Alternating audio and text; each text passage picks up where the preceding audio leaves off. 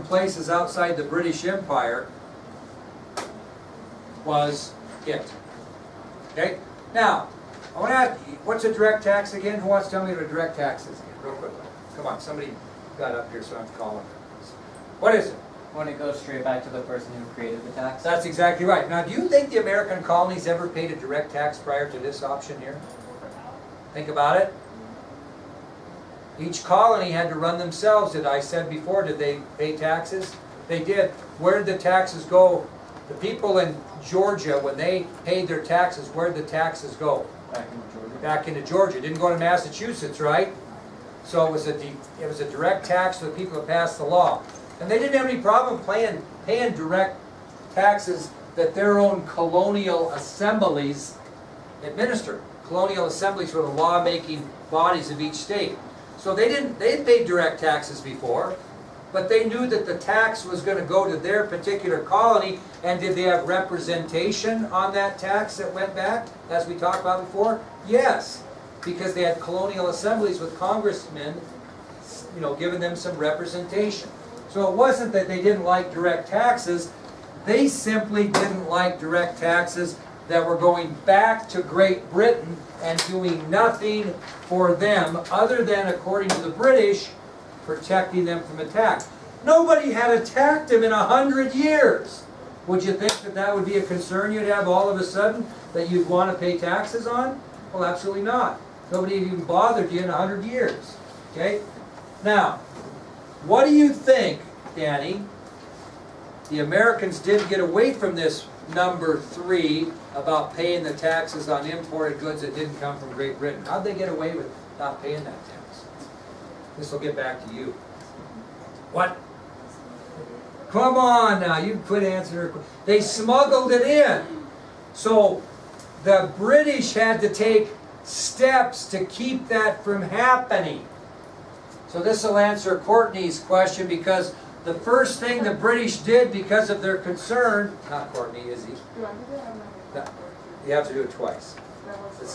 If I call it Courtney twice? Yeah. Okay. Mr. Jersey. I know, I never answer it.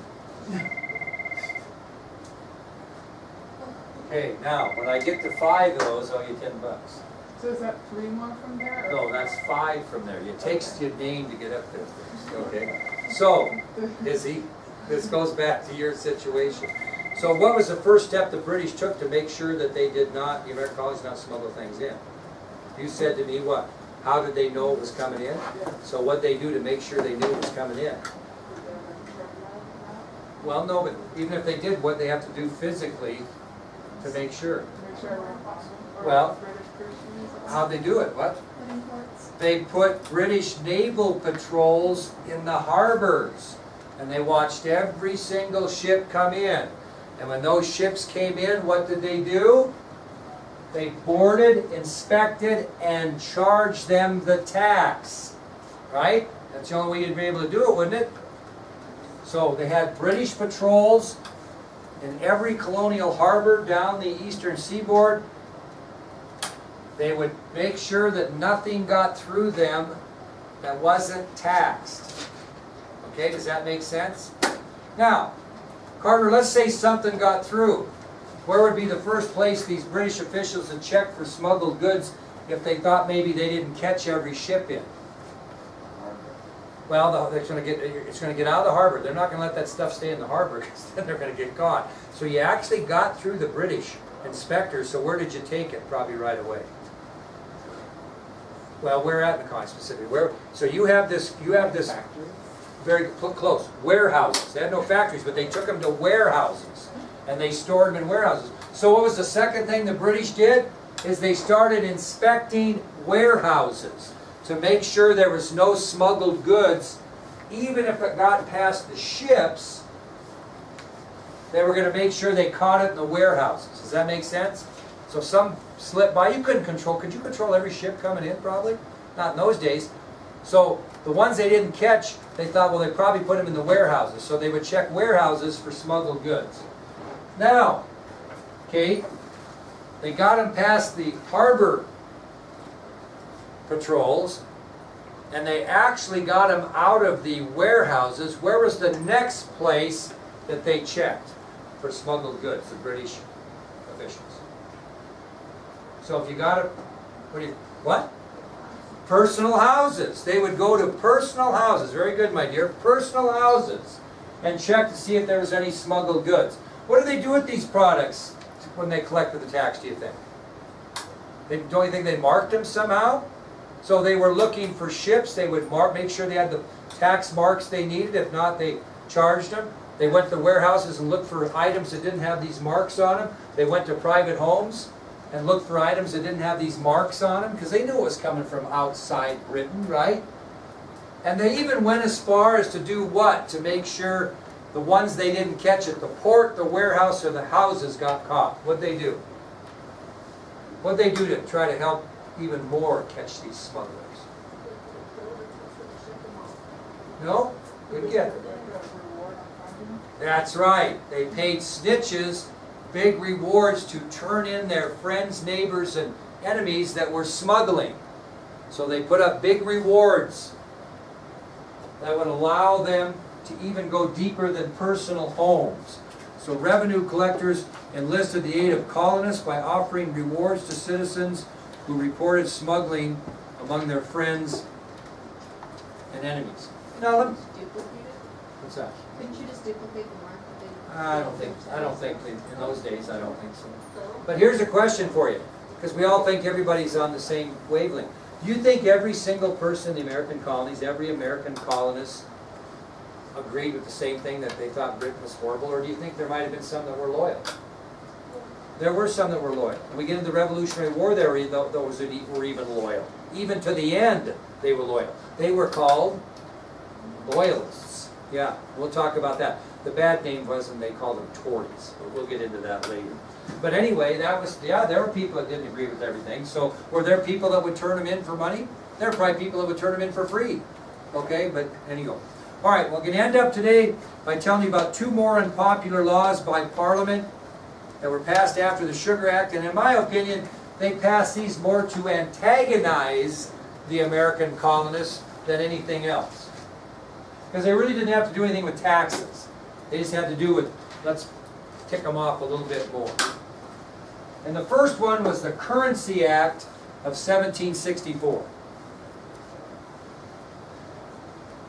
Now, you guys all have parents, and you ever watch your parents on how they do money? So, when I go out and eat with my wife, maybe my father-in-law goes, and of course this weekend my granddaughter and my son went with us. We went down to Stogie Joe's and had a nice supper, and I had enough cash in my wallet to pay that bill, but I chose not to use that, Jordy. What did I use instead?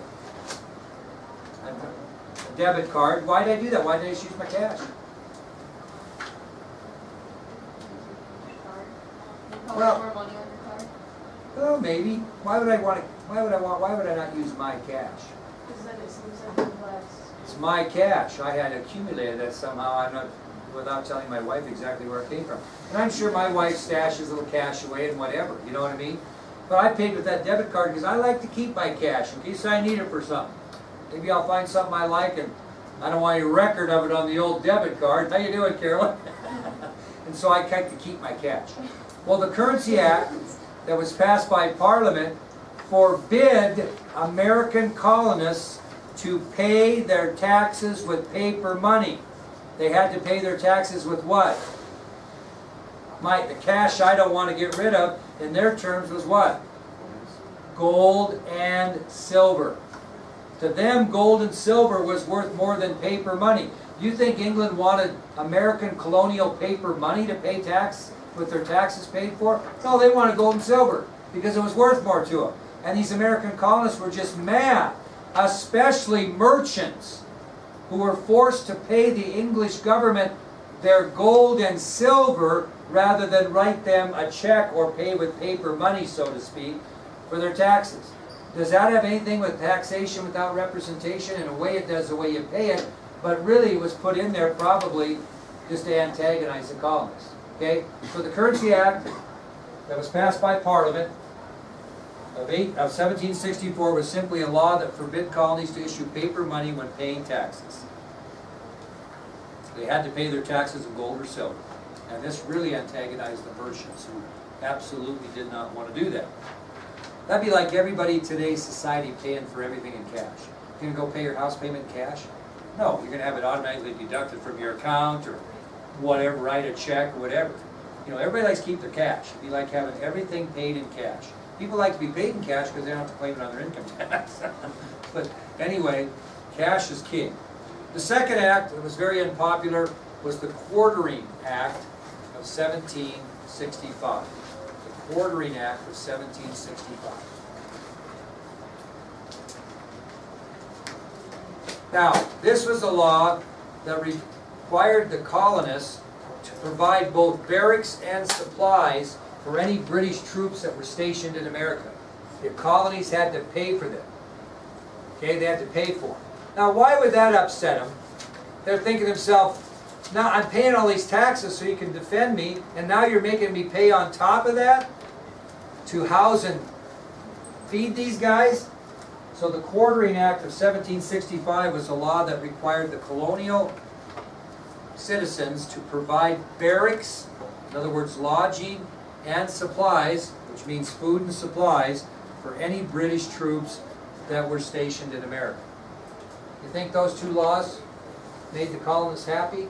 Currency Act and Quartering Act? No, not at all. But the one that's going to tip them over is going to be the one we're going to talk about tomorrow, and that's the Stamp Act. That's the one that's going to tip them over, big time. Okay? So we'll start with that tomorrow, the Stamp Act, and we'll continue on, and I'm just guessing that we're going to look at our first test exam around the 1st of next week. So just kind of be prepared. We don't have school on Monday, right? So I'm guessing it'll be Tuesday or Wednesday.